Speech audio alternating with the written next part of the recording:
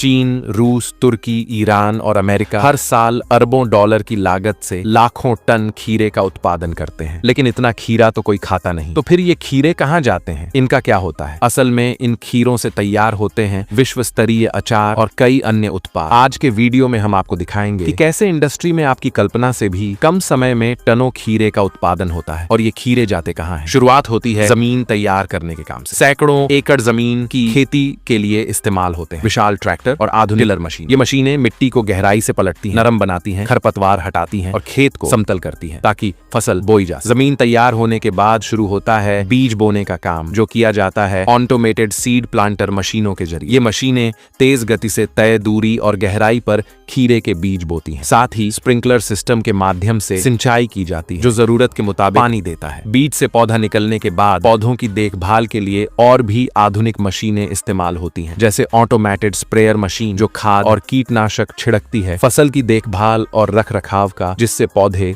तेजी से बढ़ते हैं। ज्यादातर काम मशीनों से होता है, जिससे समय और मेहनत दोनों की बचत होती है। जब खीरे पक जाते हैं तब आता है फसल कटाई का समय। यहाँ इस्तेमाल होती है स्पेशल खीरा हार्वेस्टिंग मशीन, जो हर घंटे टनों खीरा काट सकती है। ये मशीनें पौधे के जड़ से खीरे को सावधानी से काटती हैं और कन्वेयर बेल्ट की मदद से खीरों को एक बड़े कंटेनर में जमा करती है। पूरी प्रक्रिया तेज और सटीक होती है। फैक्ट्री पहुंचने के बाद खीरों को बड़े ट्रकों से उतारा जाता है। इसके लिए हाइड्रोलिक लिफ्ट और ऑटोमेटेड कन्वेयर बेल्ट का इस्तेमाल होता है। इनसे बिना किसी मेहनत के खीरे तेजी से कन्वेयर बेल्ट पर चले जाते हैं। इसके बाद शुरू होता है सफाई का काम। बड़े बड़े ऑटोमेटेड वॉशिंग मशीनों में खीरों को अच्छे से धोया जाता है। इन मशीनों में होते हैं powerful jet spray, rolling brush और फोमिंग सिस्टम, जो मिट्टी, धूल और कीटनाशकों को हटा देते हैं। कन्वेयर बेल्ट पर चलते हुए खीरे एक एक कर सभी स्टेप्स से गुजरते हैं और पूरी तरह साफ हो जाते हैं, पूरी जिससे साफ सफाई बनी रहती है। इसके बाद खीरे जाते हैं छंटाई यानी सॉर्टिंग के लिए। यहाँ हाई रेजोल्यूशन कैमरा और सेंसर्स लगे होते हैं, जो खीरे की रंग,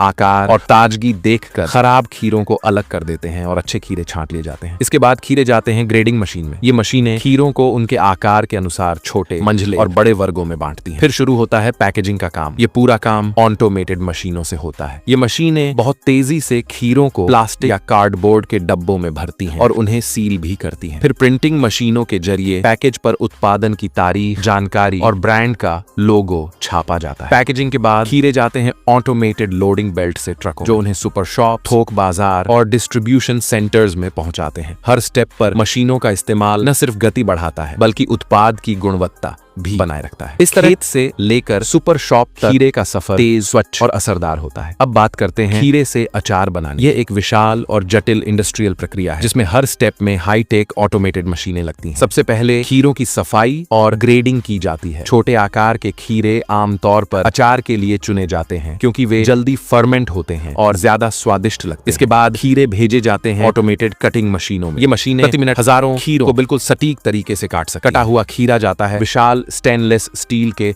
मिक्सिंग टैंक, जहां अचार बनाने के लिए आवश्यक सामग्री, सिरका, पानी, नमक, चीनी, सरसों, लहसुन और मसाले सही अनुपात में मिलाए जाते हैं। इन टैंकों में भी ऑटोमेटेड सिस्टम होता है, जिससे हर बैच का स्वाद एक जैसा रहता है।